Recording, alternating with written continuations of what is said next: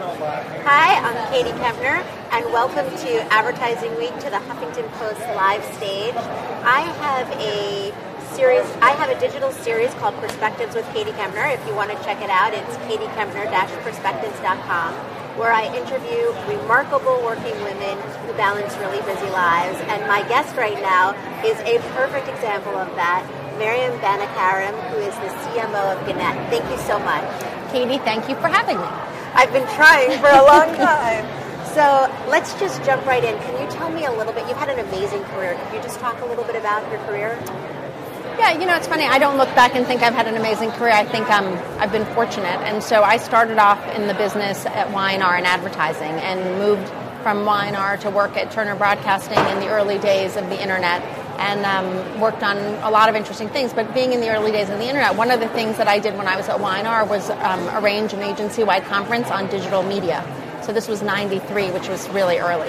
And Michael Schrage wrote an article in Wired called Is Advertising Dead? And so I went to the management at Y&R. I was pretty young. I said, why don't we bring Michael Schrage in and have a conversation about whether he's right or not? Is advertising in fact dead?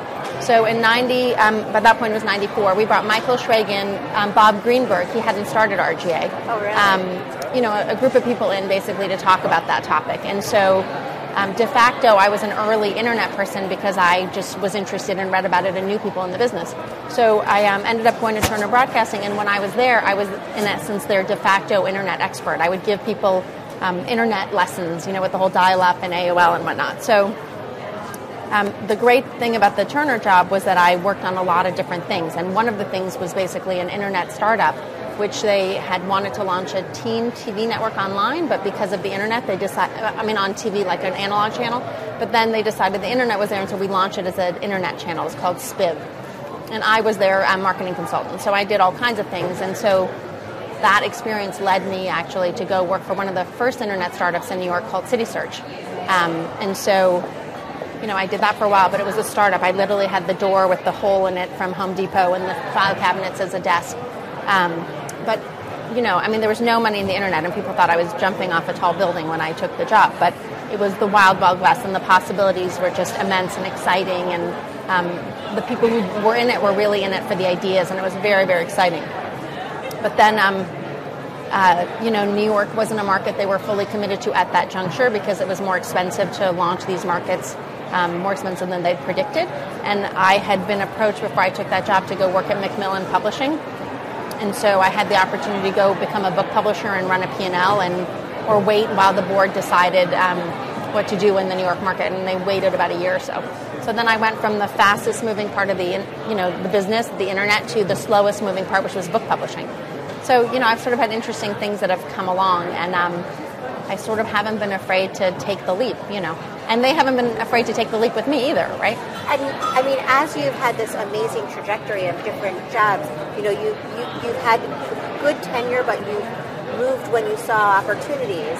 A lot of women especially, but I think people in general are afraid to do that. Do you think it's important to be a risk taker as you're building your career? I think the day and age of feeling like a company is going to take care of you the way I think people thought in the old days when they worked for an IBM or Xerox are gone. I think you have to manage your own career and really have a sense of where you want to go. It doesn't mean you have to switch companies, but you have to be looking out for your career and think, like, what's the next thing I want to learn? And that can be a different role within the existing company that you're at.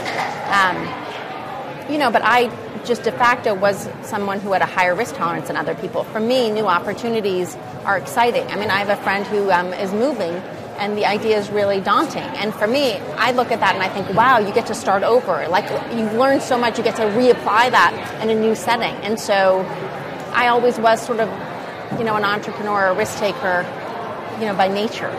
And you set the bar very high for yourself. You said that before.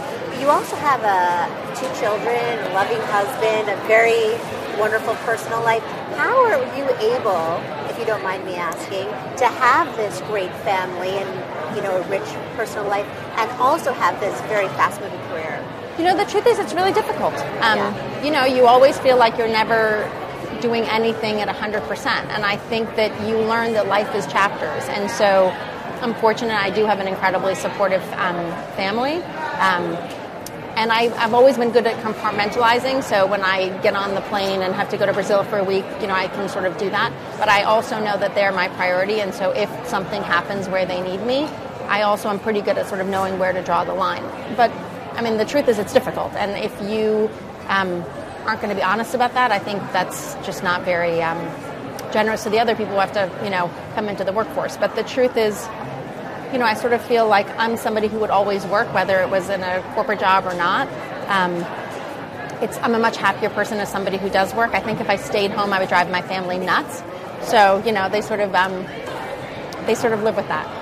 And you're a great role model for your family, for your daughter. Just very quickly, since we are talking about the Huffington Post, your daughter wrote an amazing blog recently for them, didn't she? Yeah, and I think, I thought a lot about the idea of the kind of role model that you can be for your children. I have a son and a daughter, and they both get to experience a lot of things as a result of my job that wouldn't be possible otherwise. And so Natasha was fortunate enough to come with me to the advertising festival as my guest, since I had the ability to take her, and she had a chance to meet Ariana, and the idea of the blog came up, and she ended up writing it and getting it published, and that was pretty amazing. So just to wrap up, if you had one thing to tell someone who's starting out maybe or looking to change her role a little bit earlier on in her career, what would it be? I think you have to not be afraid to take chances. And just like business, we tell people now you have to fail quickly. You take a job, if it's not the right thing, you'll know, and you have to then adjust and, find something else. But I also think you have to recognize that having a long-term view is also important, because you learn different things when you've been someplace for a long period of time. When we're in the middle of a turnaround, and so that's a commitment of a good stretch of time. And so you have to see something through, and there's something to be said for that as well. So I think, you have to weigh things and make the right decision. Thank you, Maryam. Well, thank you for having me. And thank you for watching. Tomorrow we're going to have a lot more perspectives with a bunch of other women, so please stop by again. Thank you.